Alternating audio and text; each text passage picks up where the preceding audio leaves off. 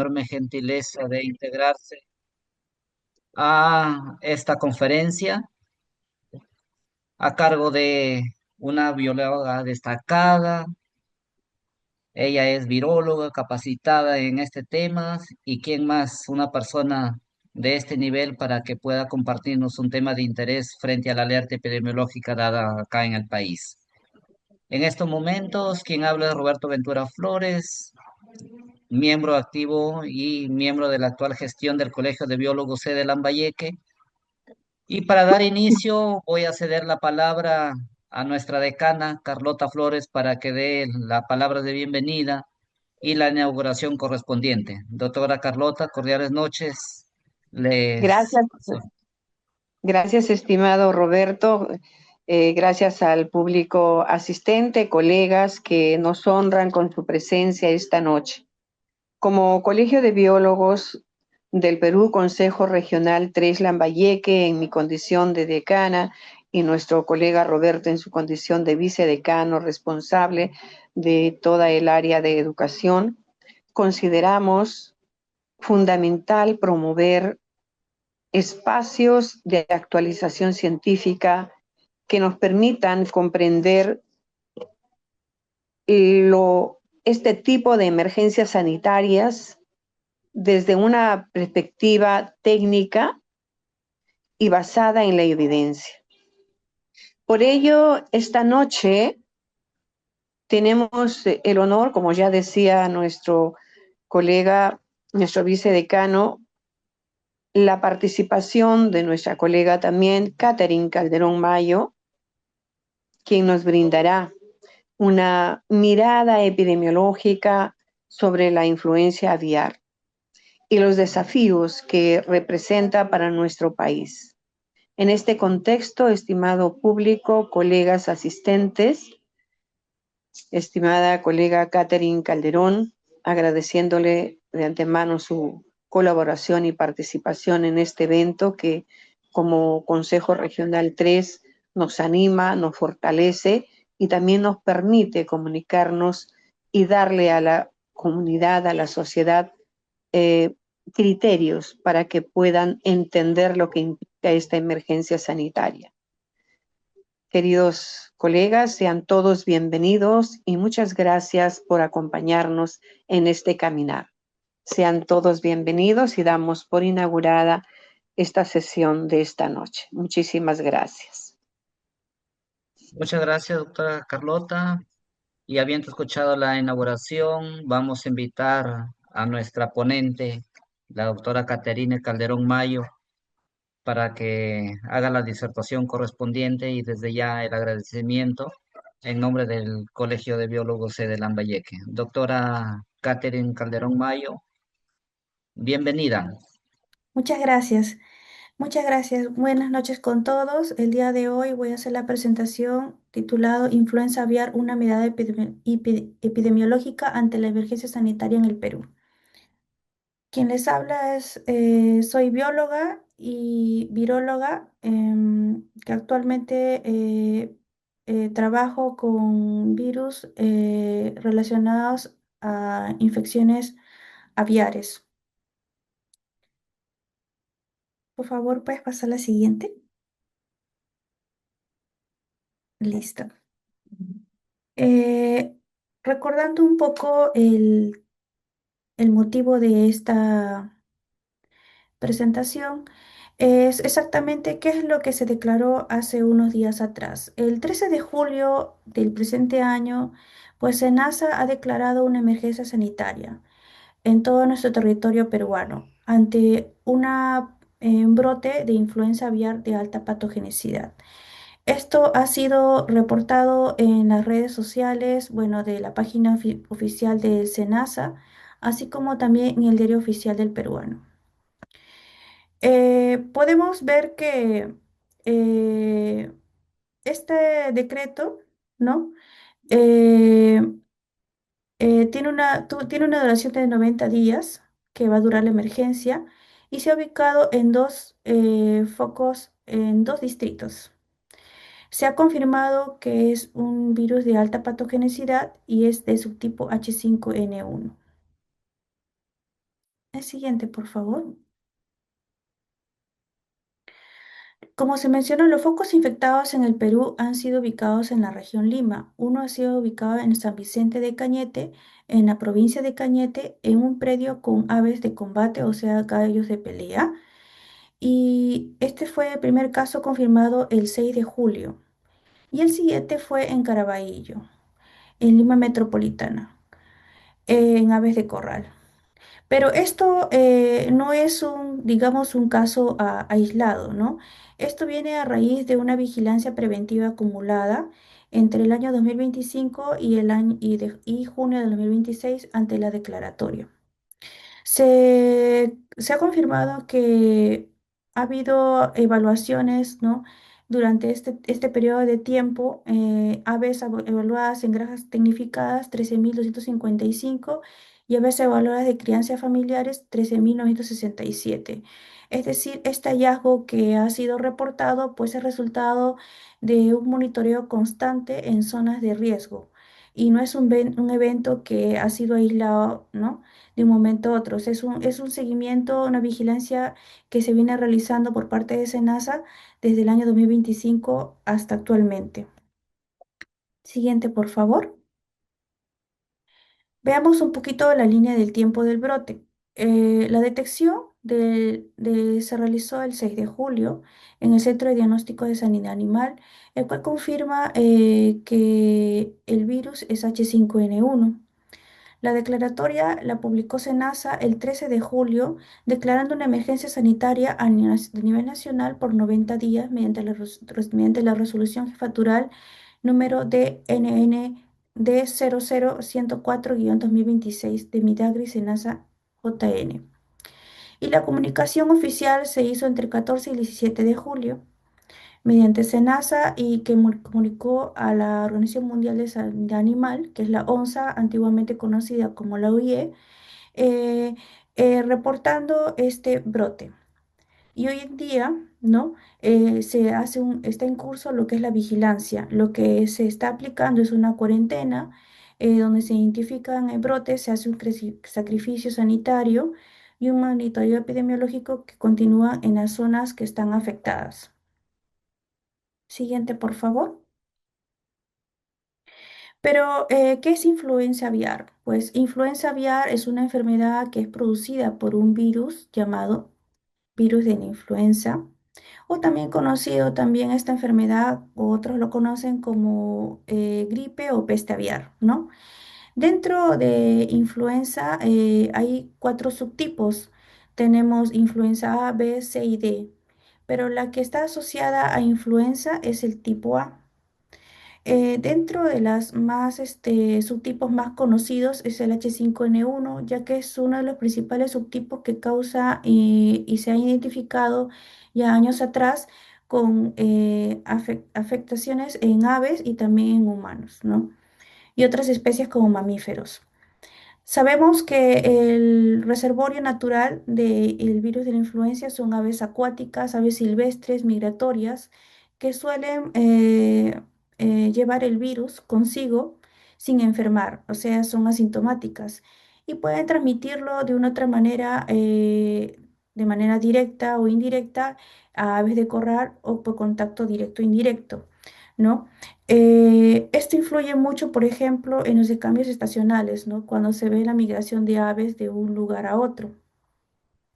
También la transmisión del virus entre aves domésticas como aves de corral y aves salvajes. Y las categorías por virulencia se pueden clasificar en dos, alta patogenicidad y baja patogenicidad.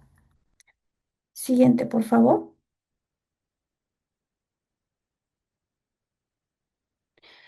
Conozcamos un poquito la estructura del virus de influenza aviar. Como les mencioné, este virus tiene una gran importancia en el sector sanitario avícola y este virus, quizás no todos lo conocemos, pero pertenece a la familia Orthomyxoviridae, al género Influenza virus A y la especie es Influenza A virus. Es un virus de ARN, es un virus que presenta 8 segmentos en su genoma y los cuales están identificados por 8 proteínas: la maglutinina, la matriz, la neuraminidasa, la polimerasa, la nucleoproteína, la proteína M1, M2 y la nucleoproteína, siendo las más importantes las proteínas que se encuentran en la superficie viral. La maglutinina y la proteína, la neuraminidasa, son las glicoproteínas que al ubicarse en la superficie del virus son las responsables de la infección del virus hacia el o sea, hacia el hospedero, y también, o sea, reconocen al receptor. Y la neuraminidasa es una glicoproteína la cual va a fomentar la infección, la liberación de los viriones hacia otras células.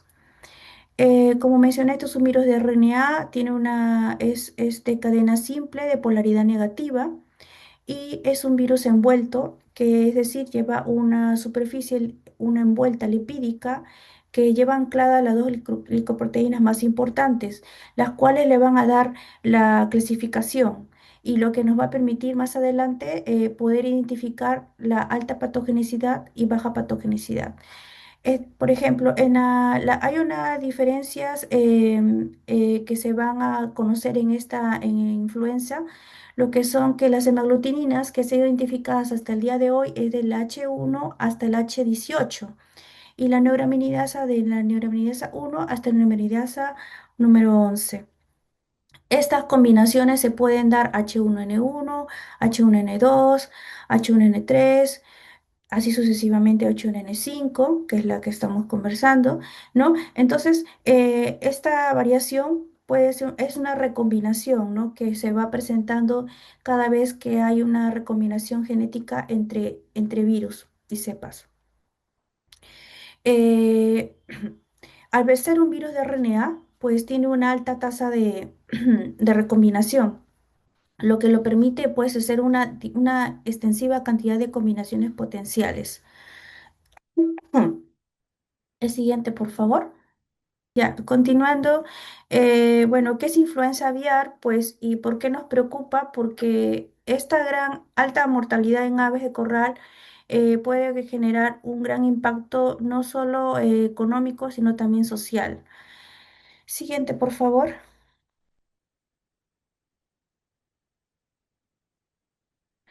Bueno, aquí podemos explicar, creo que es muy importante explicar qué hace que un virus sea altamente patogénico, como es el caso de H5N1.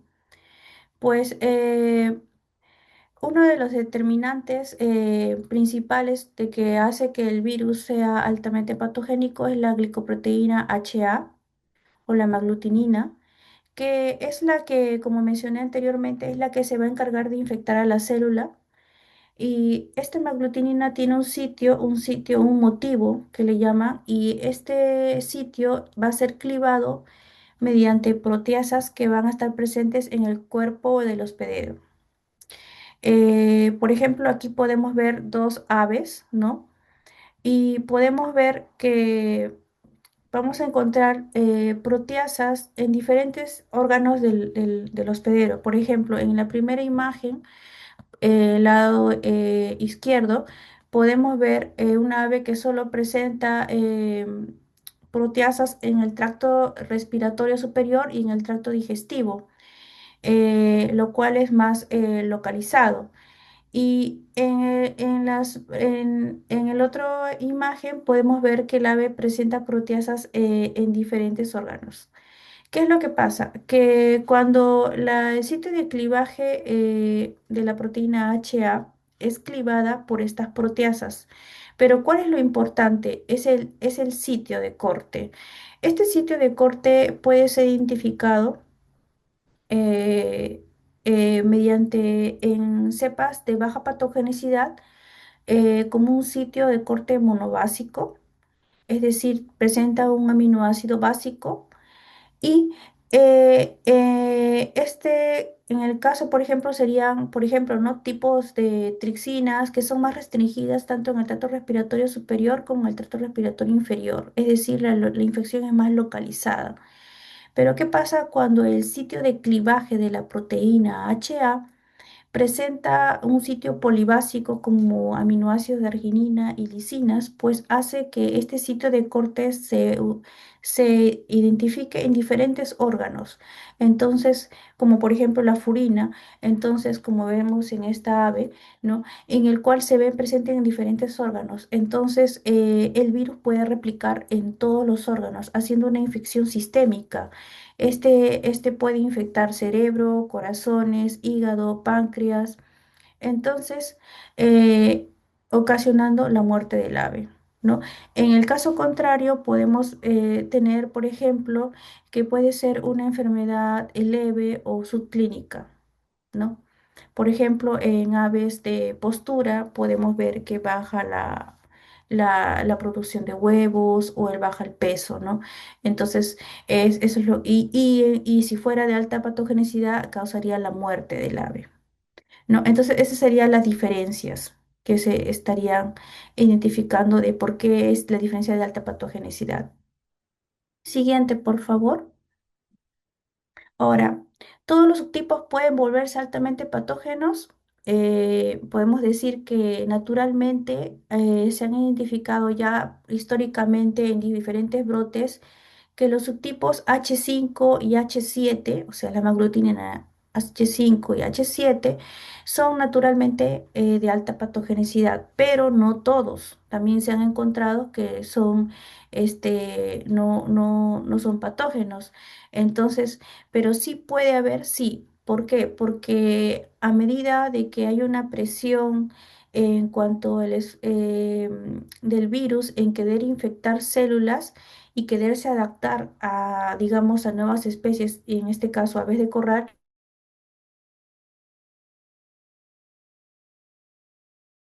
Siguiente, por favor.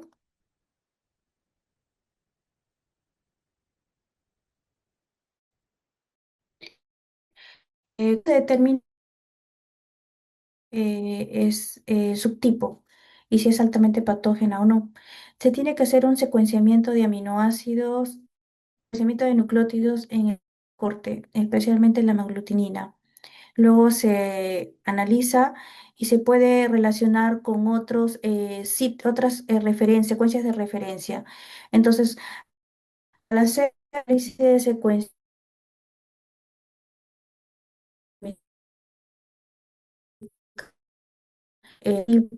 subtipo del virus, vamos a poder diferenciar los sitios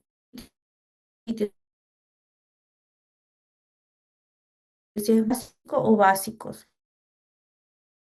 También lo indica la onza y la el- entonces, y también sí que se hayan identificado en otros lugares como de alta patogenicidad. Entonces, eso así como se identifica, ¿no? Si es una cepa de alta patogenicidad o no. Siguiente, por favor.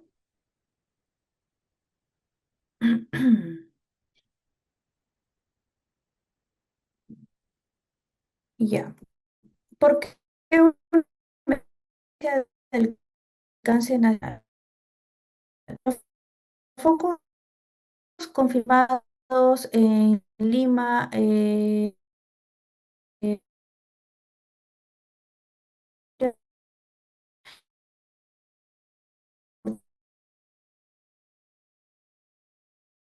cuenta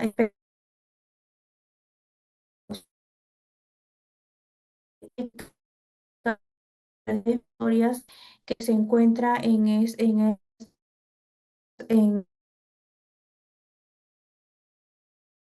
la costa, en un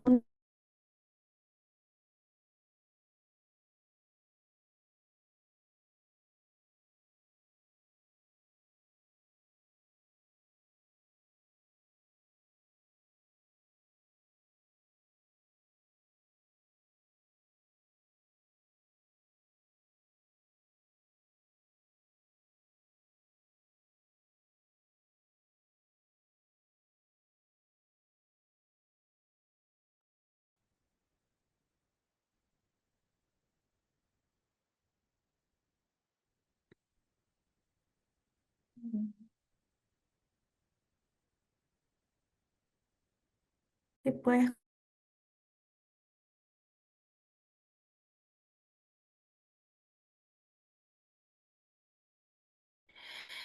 Y dos, sería la soberanía alimentaria. La industria avícola es una de las fuentes más principales de proteína por la dieta en la población peruana y el bajo costo que ésta constituye en la canasta familiar.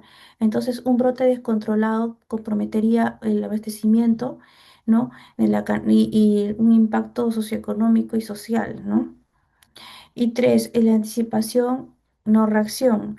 El actuar en todo el territorio peruano antes que aparezcan nuevos focos nos va a permitir poder activar protocolos de vigilancia y también una respuesta rápida en cualquier momento que se encuentre en una región nueva. Entonces, es muy importante por eso hacer esta declaratoria, ¿no? Y identificar por qué la hicieron, ¿no? No es de alarmar, es más de contingencia y de prevención para poder contener, ¿no? Y no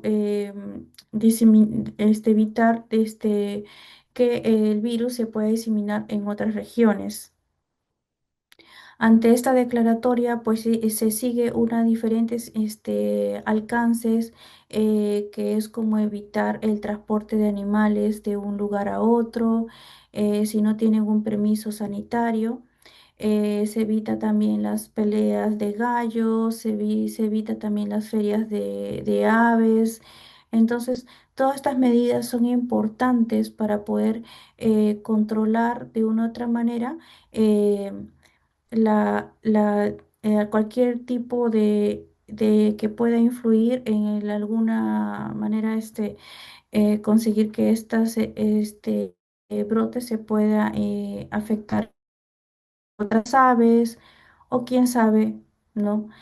Ocasionar alguna, digamos, eh, afectar granjas, ¿no? En este caso, ¿no? Siguiente, por favor.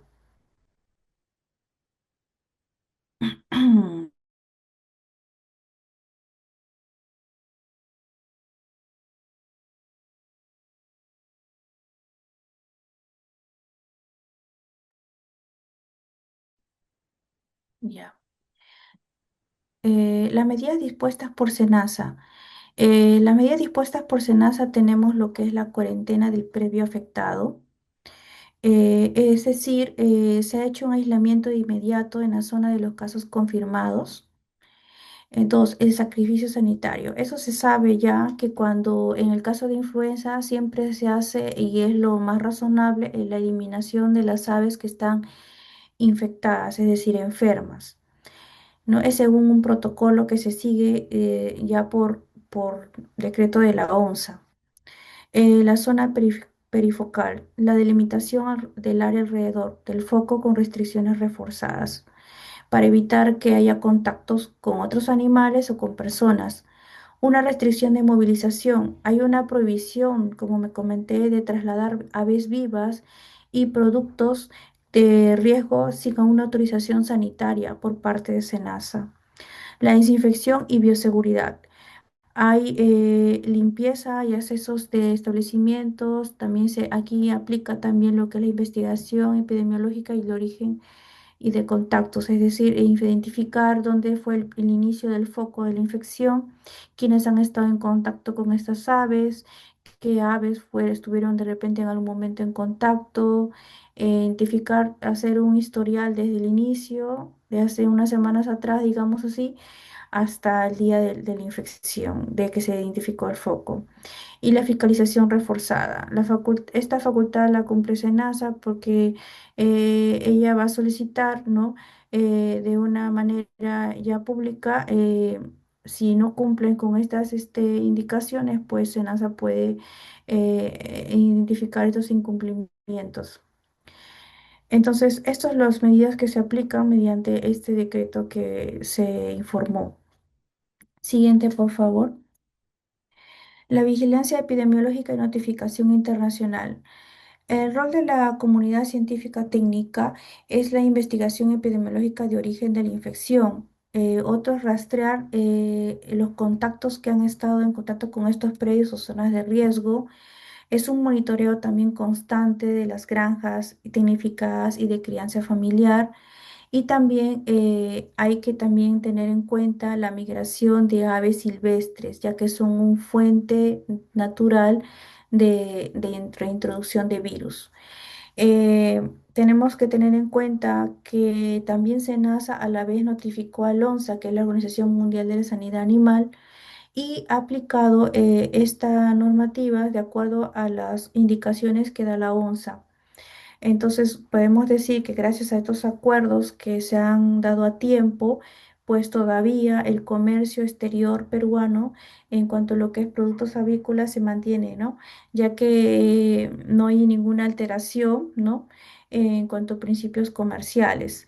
Y esto es muy importante, ya que se mantiene controlado y no ha ido más allá hasta el momento, ¿no? Siguiente, por favor. Ahora, quisiera conversar con ustedes un poquito del riesgo para la salud humana. ¿Qué es lo que dice la evidencia científica? Pues dice que hay un bajo riesgo ahora mismo, ¿no? De que haya infección con humanos, pero sí se sabe cuáles ya son las vías de transmisión conocidas. Tenemos identificado que es el contacto directo con aves infectadas, el contacto directo con aves enfermas o ya estén muertas, contacto con secreciones como saliva, mucosidad, puede conllevar a un riesgo de transmisión. También el contacto directo con ambientes contaminados, como superficies, comederos, bebederos, alimento, jaulas o agua contaminada, ¿no? Puede generar una contaminación cruzada. La manipulación de carcasas y faeno. En este caso, por ejemplo, son las personas que despluman, eh, hacen en la manipulación de los cadáveres en los corrales y en las aves infectadas, pueden también generar una infección, una contaminación cruzada. Y la vía respiratoria en aerosoles, inhalación de las partículas virales en ambientes de alta carga viral, donde hay una gran cantidad masiva de aves muertas y una exposición muy prolongada y cercana puede conllevar a una transmisión. Ahora, los grupos con mayor riesgo que pueden estar a mayor exposición, pues sabemos que son los trabajadores avícolas, personales de granja, personal veterinario que acude al momento de la identificación, en el momento por ejemplo, en el momento de evaluación, si es de influenza, ¿no? Que está en contacto directo con estas aves enfermas o muertas, ¿no? Estas personas tienden a tener más riesgo a mayor exposición. Ahora, un punto muy importante que se ha venido hablando hasta hace poco es la vía alimentaria. Según la OPS, el OMS, el FAO y la ONSA, no hay hasta ahora una evidencia científica de transmisión por consumo de carne o huevo en transmisión a humanos, ¿no? Eh, Hasta hace poco quisiera añadir aquí que el año pasado que hubo un brote de H5N1 en Estados Unidos, pues se evidenció y se encontró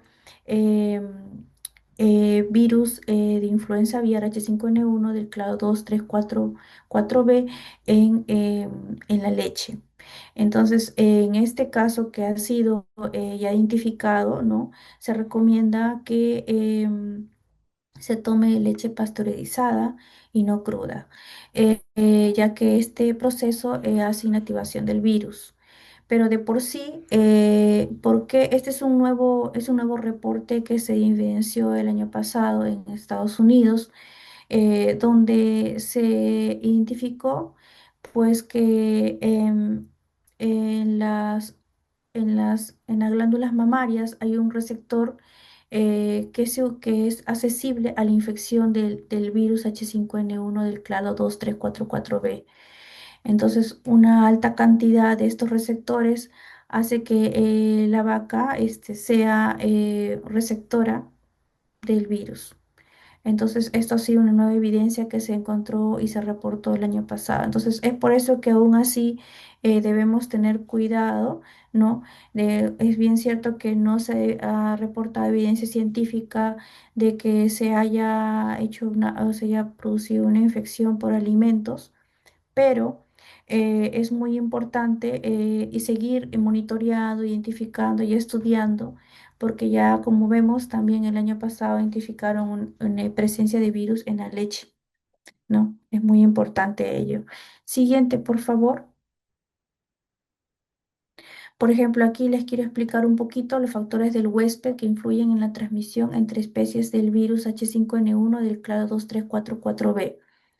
Esto es en referencia al brote que hubo hace años, ¿no?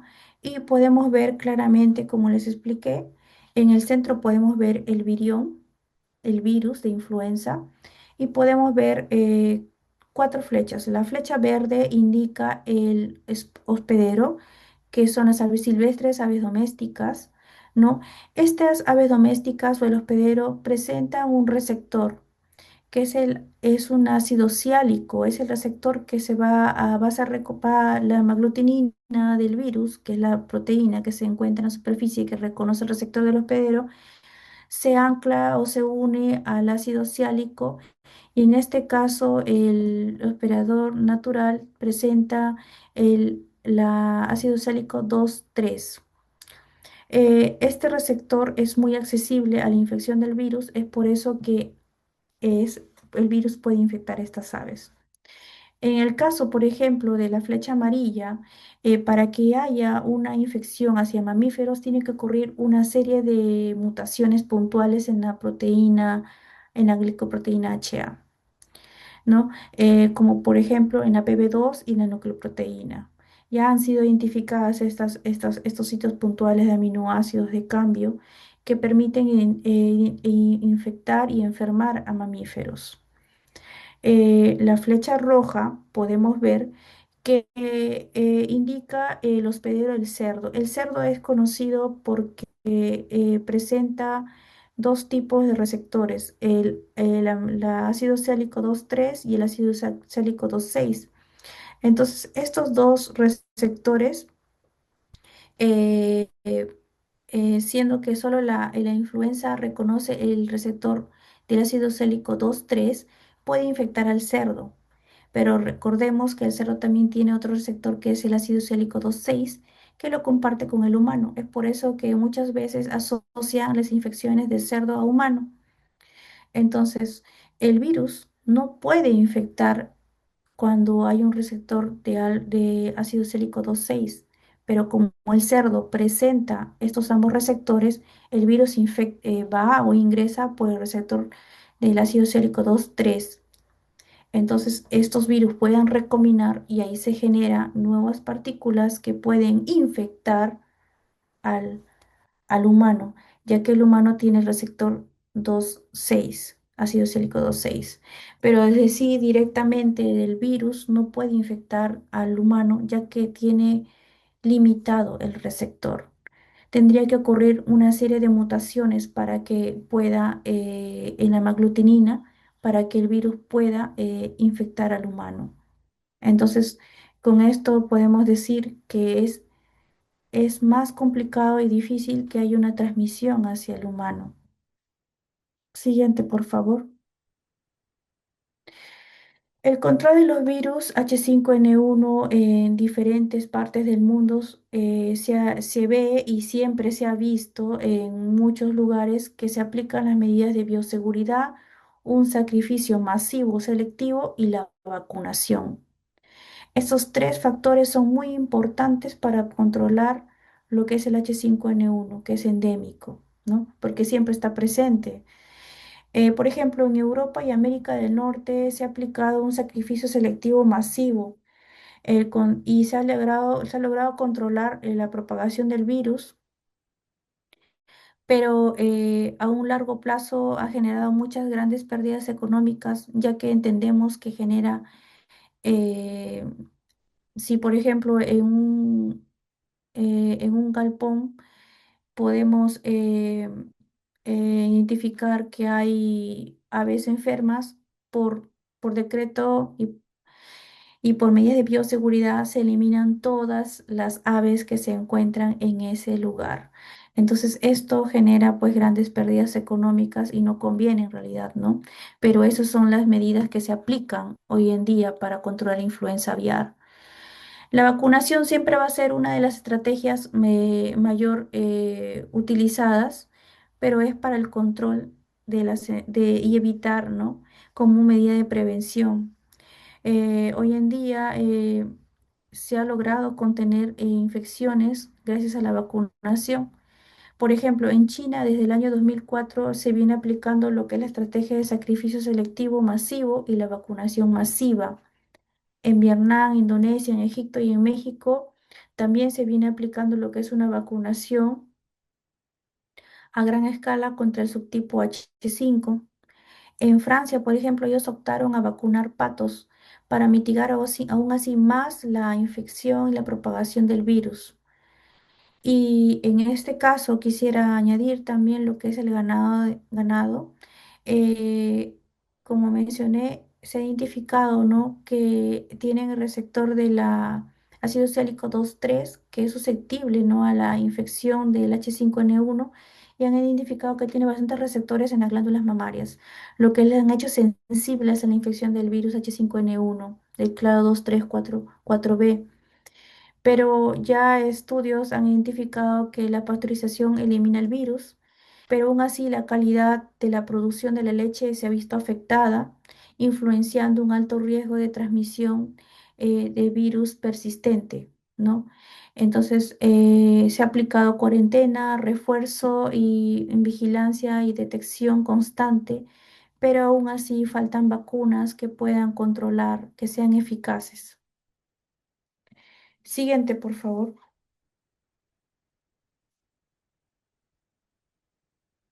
Entonces, en conclusión, podemos decir, ¿es seguro consumir pollo y huevo? Pues todo predio con un foco confirmado entra en cuarentena y sus aves son que sacrificadas sanitariamente. En teoría, este producto no debería salir del lugar y llegar a un mercado formal. Entonces, la certificación sanitaria. El traslado de aves y productos avícolas a zonas de riesgo sin certificación veterinaria no está permitido.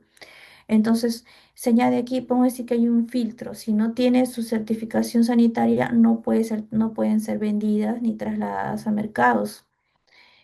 Y algo que, bueno, que se recomienda, la ONSA, la OMS, lo comentan, la OPS también, digamos que es como una capa complementaria, pero que yo diría que no debería llegar hasta ese punto porque supuestamente hay un control en los predios, una certificación, o sea, son varios filtros que deberían pasar para evitar de que llegue esto. Pero se comenta que la carne de pollo y de huevo bien cocida, ¿no?, inactiva al virus. Entonces, igual se reduce el riesgo de infección, ¿no?, y de propagación a humanos. Igual ocurre, como ocurre con otros patógenos, por ejemplo, como salmonela, que se hacen unas recomendaciones, ¿no?, del caso. Entonces, estas son las recomendaciones que se tienen hoy en día, que son alcances que llegan que sean sin llegar por la OMS, la OPS o la ONSA. Siguiente, por favor. Entonces, las recomendaciones que queremos dar a la población general, pues si te encuentras con aves silvestres o de corral que están muertas o enfermas, pues no acercarte, no tener contacto con ellas, reportar inmediatamente el hallazgo de estas aves muertas a SENASA o la autoridad local, ¿no? Eh, Asegurarte en cocinar bien la carne de ave y huevo antes de consumir, lavarse las manos si tienes algún contacto con aves o has estado en un entorno muy similar, comprar productos avícolas en zonas que son autorizadas y evitar el contacto en zonas que han sido identificadas, ¿no?, que hay una cuarentena o evitar recurrir a zonas perifocales. Siguiente, por favor. Entonces, otras recomendaciones que le daría a las personas, los biólogos, las personas técnicas que están relacionadas a la salud, es mantener una vigilancia constante en aves silvestres. Como mencioné, las aves silvestres son el foco, la fuente natural del virus de la influenza. Y hoy en día, pues si no lo saben, influenza aviar de baja patogenicidad se ha reportado hace muchos años atrás en aves silvestres en Lima, en Cañete, en las lagunas. Y bueno, y se venían monitoreando, ¿no? Nunca se había reportado de alta patogenicidad hasta el año 2000, donde se reportaron en pelícanos, ¿no? Bueno, el monitoreo constante de aves es muy importante, ya que va a permitir poder identificar el momento de reintroducción de nuevos tipos de influenza. Dos, la bioseguridad en los laboratorios y campos. Si te llegas pues a manipular en algún momento muestras que procedan de influenza, pues hay que cumplir con todos los protocolos de protección personal, ¿no? Que lo indican, como el uso de mascarillas, de facial, lentes protectores, gorras, mandiles, guantes, ¿no? Cumplir con todos estos requisitos ya que son indispensables. Reporte oportuno de hallazgo, pues si en este momento tú que trabajas o estás en contacto constante en el campo y te encuentras con algún caso sospechoso, te comentan, pues hay que saber identificarlos y contactar a SENASA para activar la cadena de vigilancia epidemiológica. Y bueno, y también es muy importante mantener una comunicación de riesgo basada en evidencia, ¿no? Evitar pues de comunicar mensajes que son ambiguos que puedan trasladar y confundir a la población, ¿no? Y siempre decir las cosas con lo que es evidencia científica y con confirmación debida, ¿no? Siguiente, por favor. Bueno. Eso sería todo. Muchas gracias. Doctora Caterina, muchas gracias por la disertación. Después de Ujú. pasar momentos de conexión que no Sí, ayudaron, sí, pero lamento se, mucho el percance con usted. se logró el objetivo que es la idea y también de nuestros participantes que han tenido la enorme gentileza de conectarse para esta conferencia. Desde ya el agradecimiento y más bien aprovechamos en estos momentos para invitar a cada uno de nuestros participantes para que puedan formular sus preguntas, ¿no es cierto? Pueden alzar la manito o de lo contrario en el chat pueden dejar la formulación de la pregunta para hacer la lectura correspondiente a la doctora Caterina y ella nos pueda dar la respuesta correspondiente. A ver, invitamos a nuestros participantes a dejar Buenas sus preguntas. noches, licenciado Roberto. Adelante, Jorge. Sí, acabo de habilitar el chat para que los participantes puedan escribir sus preguntas. Se les va a leer. La doctora Caterina lo va a responder y también a la vez por ahí invitarlos a que si alguno de los participantes deseen el certificado por esta conferencia, pues ahí está el formulario de inscripción. Ahí salen los datos también para lo que es el pago del YAPE y por favor, colocar correctamente sus nombres y apellidos porque esos se van a utilizar para la emisión del certificado digital por parte del Colegio de Biólogos del Perú, sede Lambayeque. Gracias, licenciado Roberto. Muchas gracias, Jorge. A ver, habiendo culminado, invitamos nuevamente a nuestros participantes a formular sus preguntas o en su defecto dejar en el chat la pregunta correspondiente para nuestra ponente del día de hoy, la doctora Caterina Calderón.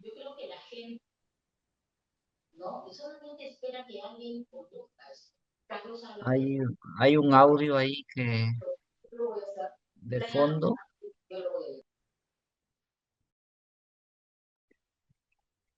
No sé, doctora Caterina, ¿me copia a esta hora? Sí, sí, sí, sí, le Más escucho. bien, mientras tanto, hacerle una consulta personal, mientras Sí, se animen nuestros participantes.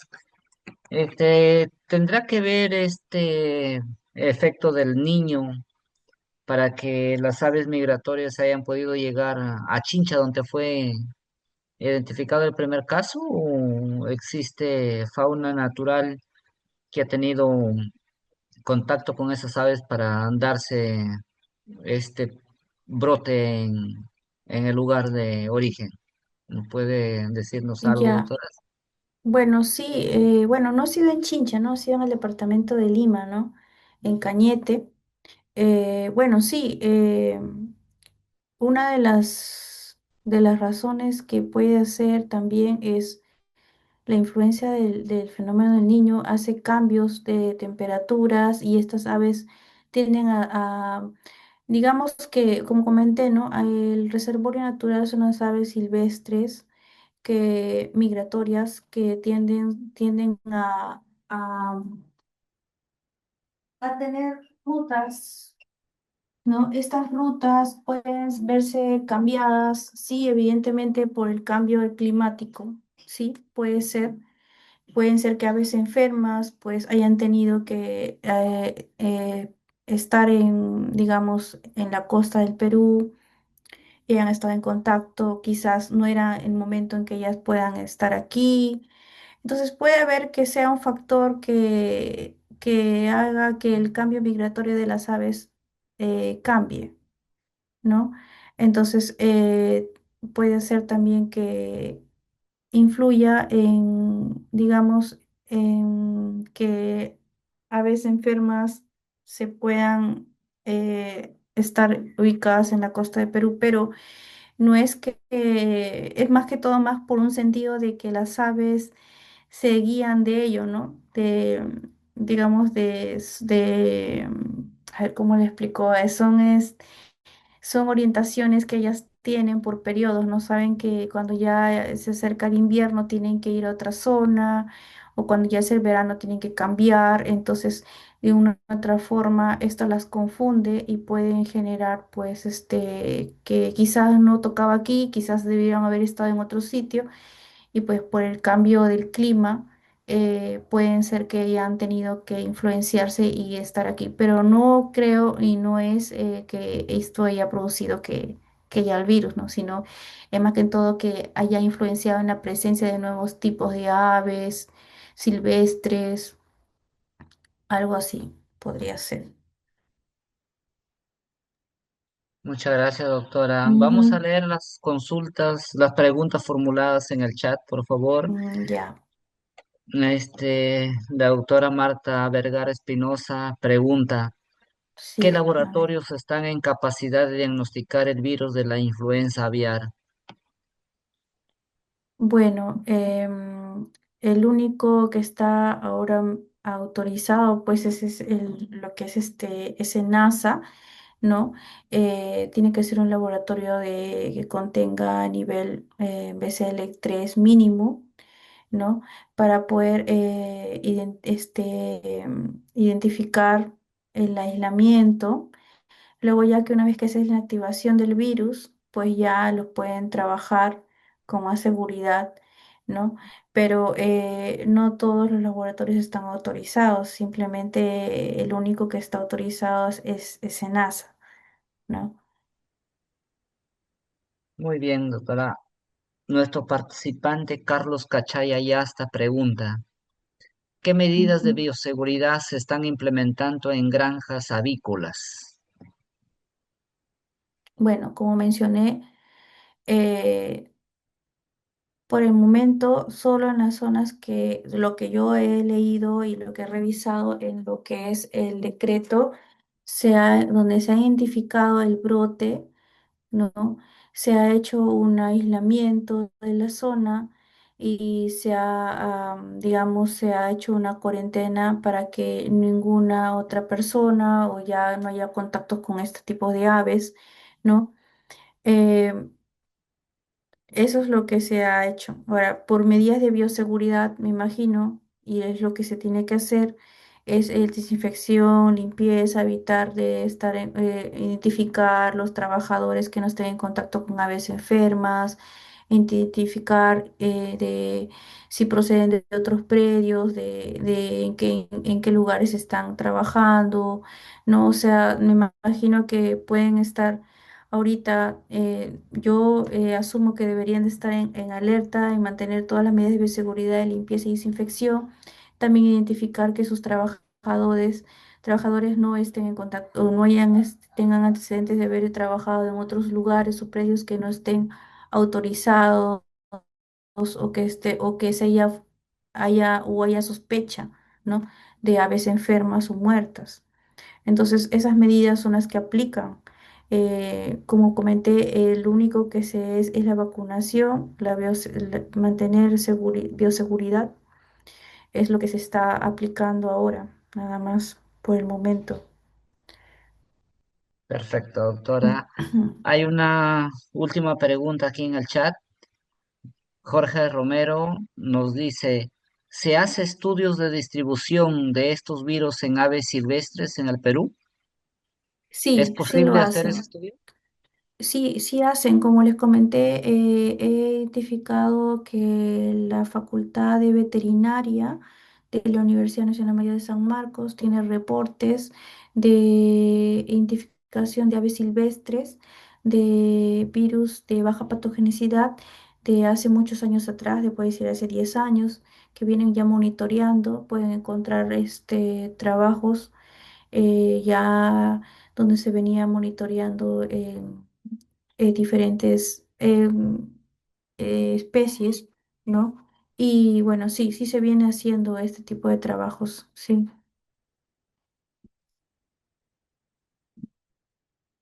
Muy bien. A ver, ya no veo ninguna otra preguntita. Doctora Caterina, ha Sí. sido un honor nuevamente tenerlo de ponente para el Colegio de Biólogos de Lambayeque y de esa manera sintonizar con este brote que ha caído de sorpresa para muchos, pero su conferencia el día de hoy nos ha aperturado mucho conocimiento y desde ya las gracias de parte del... A ver, por acá hay una preguntita más para a ver un ratito. A ver, Ah, ¿dónde? ya. A Sí, ver, acá parece dice, que hay ¿no? otra. Ah, sí, sí, sí, acá hay otra preguntita. Sí, en los A últimos ver, días se ha visto noticiero, sí, sí la puedo a leer, ver. la presencia de pelícanos en el terminal pesquero de Trujillo entre un riesgo sanitario relacionado con el PBI.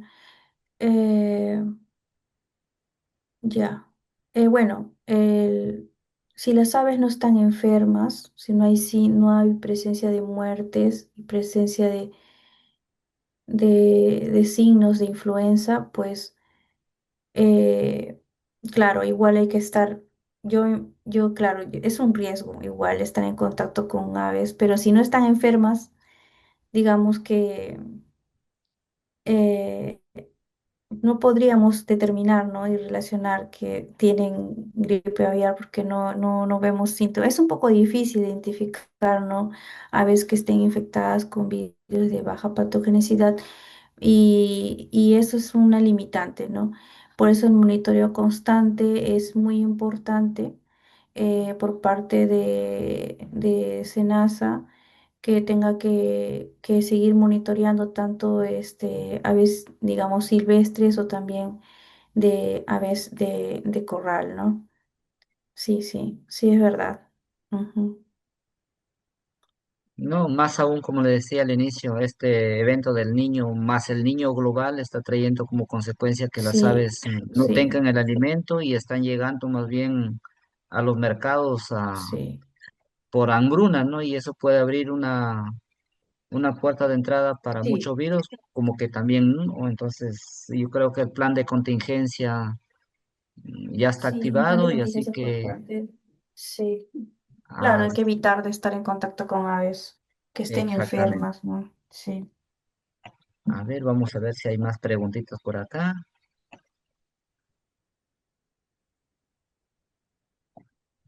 Bueno, ya no leo, ya no leo. Como le decía, doctora, reiteradas el agradecimiento por la acogida que ha tenido para este día y brindarnos los alcances acerca de este virus. Y desde ya el Colegio de Biólogos de Lambayeque está eternamente agradecido. Más bien en esta oportunidad voy a ceder la palabra a nuestra decana para que haga la clausura correspondiente. Doctora Carlota, adelante, por favor. Gracias, Roberto. En primer lugar, agradecer la participación de la doctora Catherine Calderón y a nombre del Consejo Regional 3 Lambayeque, nuestro agradecimiento porque siempre tiene esa disponibilidad de acompañar y sobre todo en este momento de emergencia, ¿no? Eh, Le agradecemos, doctora, por su ponencia, ha ayudado tremendamente a guiarnos a las acciones que debemos ir tomando en este proceso que SENASA nos lanza como emergencia, ¿no? Entonces, agradecerle una vez más y de hecho vamos a estar en contacto y lo invitamos a participar del Congreso, a presentar su trabajo de investigación. Y ya le hemos enviado, me parece, también el informe y quedamos agradecidas. Muchísimas gracias. Agradecemos también a los participantes que se han dado su tiempo. Eso implica y nos hace ver que hay interés de conocer y para la realidad desde ese conocer poder también tomar acciones, tener un criterio. Gracias a los miembros del Consejo Regional 3 Lambayeque que esta noche nos han acompañado, la doctora Marta Vergara, el, el colega Roberto Ventura, Jorge Romero, la licenciada Cintia también. ¿No? En nombre de este consejo, damos por clausurada este momento de conocimiento, diría yo, y de ayuda mutua, ¿no? Muchísimas gracias, colegas participantes. Gracias.